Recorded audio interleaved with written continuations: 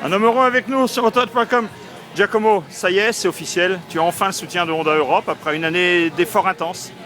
Oui, en fait, je me suis investi avec Honda pour faire cette première année parce qu'ils n'avaient pas un team en MX2. Donc on avait bien réfléchi pendant l'hiver passé, avant la fin de la saison passée, et on avait pensé que c'était une bonne opportunité de chercher notre chemin avec Honda, avec la 250. Ça a payé parce qu'enfin, après plusieurs années, maintenant, on a eu la confirmation qu'Honda rentre avec un support officiel de la catégorie MX2 avec notre team. Donc ça c'est magnifique. Je ne l'attendais pas honnêtement et je suis très très satisfait.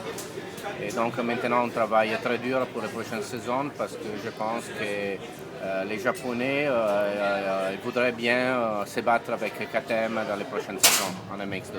C'était une première saison difficile en MX2, il a fallu découvrir la moto, la mettre au point, beaucoup de travail, des blessures de pilote aussi. On est parti de zéro pratiquement avec la moto, on a beaucoup travaillé, beaucoup avec Paolo Martin du team MX1. On a développé le moteur, c'est normal, tout le monde a eu des problèmes à développer des motos, des bouts, on a vu aussi les autres marques dans le passé.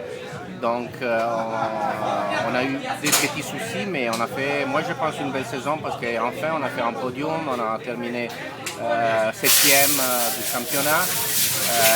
Tonkov aussi il a montré qu'il peut jouer devant s'il est bien physiquement. Aujourd'hui aussi aux Nations, mais il y a les supporters de l'Angleterre. Il a aussi montré aujourd'hui qu'il était 4 de la MX2 aux Nations, donc pour l'année prochaine, je pense que ça va bien passer. Garçon courageux, il s'est blessé, il a quand même fait des gros résultats, Tonkov. Oui, moi je le faisais quelqu'un pour jouer des top 10 cette année. Je pense qu'il a montré qu'il peut le faire pendant la saison. Pour l'année prochaine, on travaillera plus dur et on s'attend à quelque chose en plus.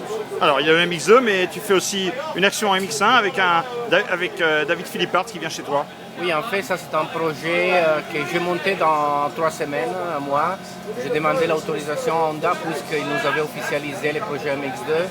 Donc ce n'était pas prévu en MX1 dans notre team, mais puisqu'il n'y avait pas un pilote top en MX2 pour l'engager pour la prochaine saison, donc on a pensé que déjà de faire quelque chose avec David, qui est italien, on connaît bien.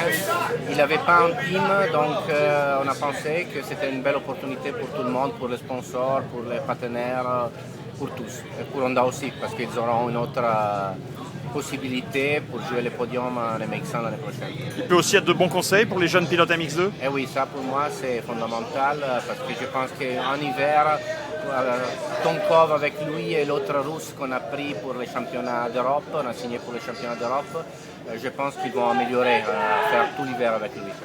Bonne chance et bon courage, Giacomo. Merci Pascal.